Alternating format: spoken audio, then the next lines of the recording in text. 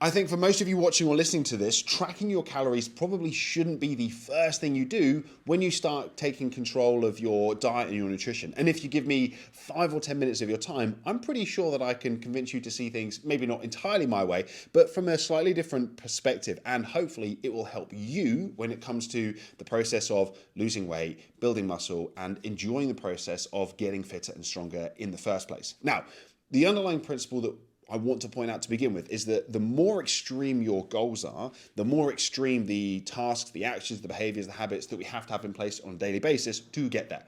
If you want to be the best bodybuilder in the world, then it's going to take extreme actions and behaviors and habits to get there. But every step back away from that particular goal that we take, the more wiggle room we have, the less extreme, the fewer sacrifices we have to make in order to get there. So you're not looking to be the best bodybuilder in the world.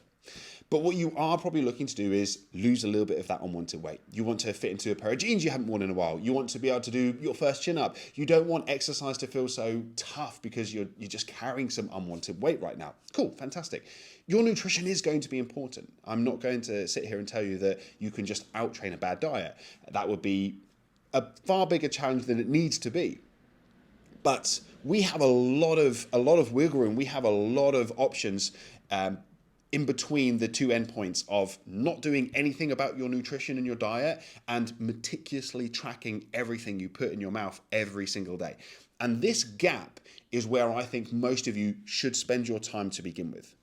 I will acknowledge that tracking calories is probably the most accurate and most reliable way of knowing exactly what you're putting into your mouth. Assuming you're not making basic human errors, which we all do to start with, by the way, where we forget to weigh things because, like the oils that we cook in or the sprays that we use, we don't track those. Making sure that you are inputting the right data. So it's very easy to scan the back of a pack of raw steak, and then when you go to input it on the app automatically logs it as cooked, which changes the weight and all that sort of stuff.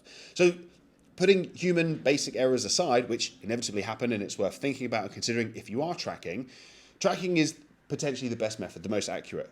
But with that comes the fact that it's probably the most time consuming. Having to remind yourself and remember to log everything itself is taking up precious mental bandwidth that a lot of us potentially don't have on a weekly basis. It's taking up time. It's making you use more utensils. It's just creating more work. Now, my point is that for most of you, to start with, and maybe in the long run, you may not ever need to track calories.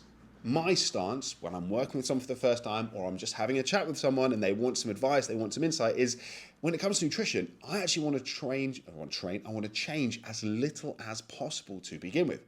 I want to double down and focus on your activity. So I'm going to challenge you to be more active. I want to make sure you're training really hard and you've got a program to follow. But actually, when it comes to nutrition, to begin with, I want to change as little as possible.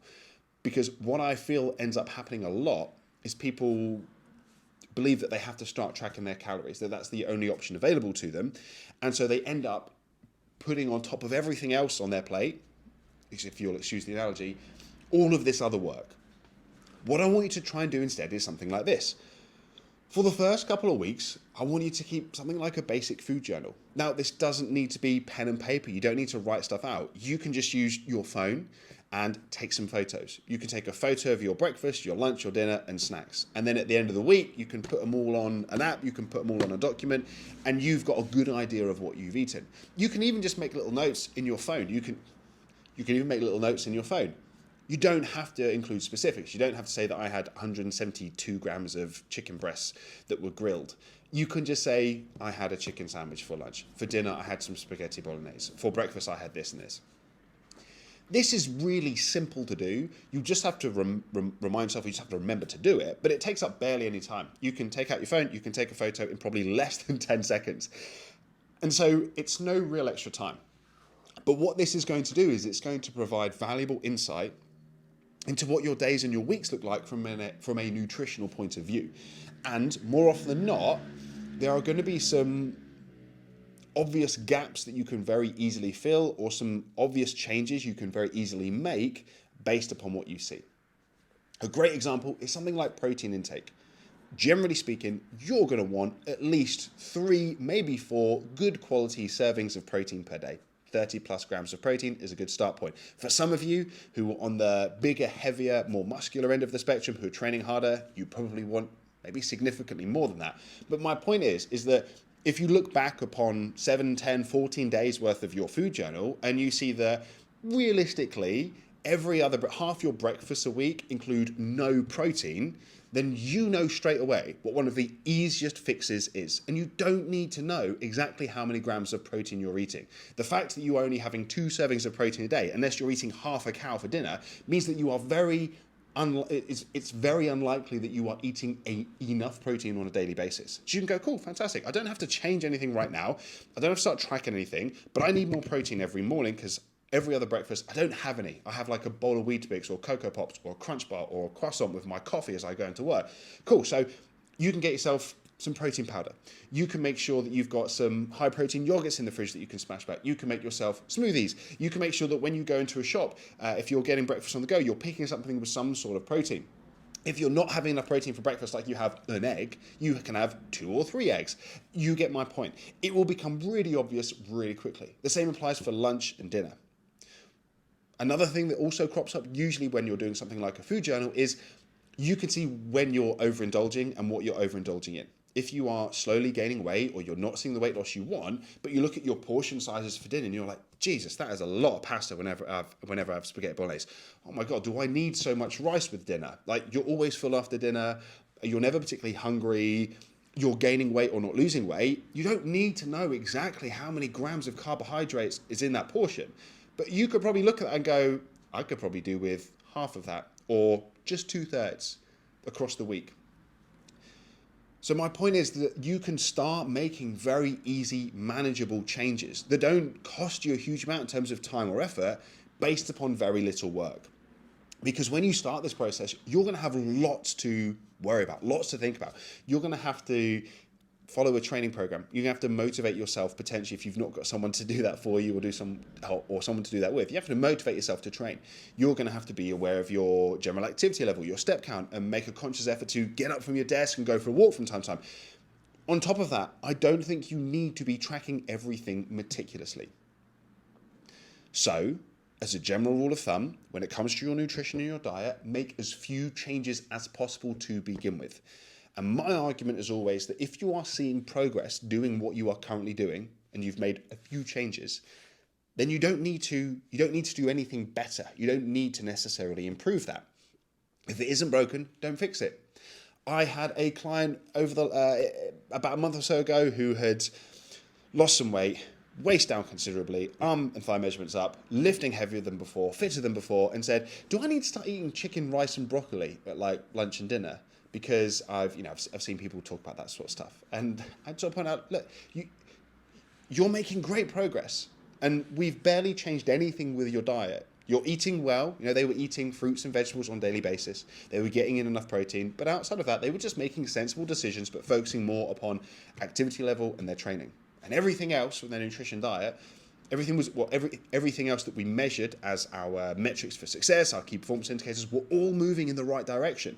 So I said, no, of course you don't need to. But what you do is you make assessments and decisions on a weekly or monthly basis. So if after 2 months your weight loss plateaus and you've followed the process of making a few changes based upon your food journal, then you might want to go into the next step.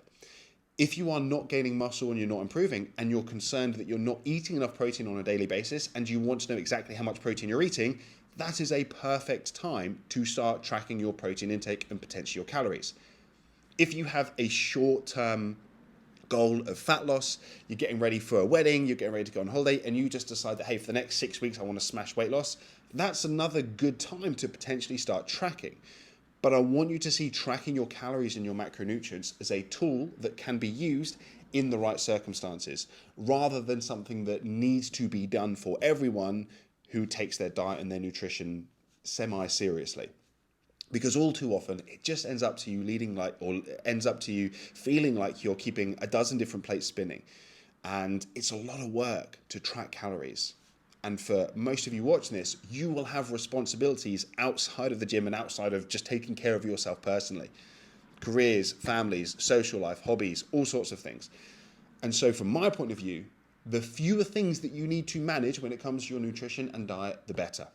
And so that's why the first thing I get people to do, the first 7 to 14 days, food journal.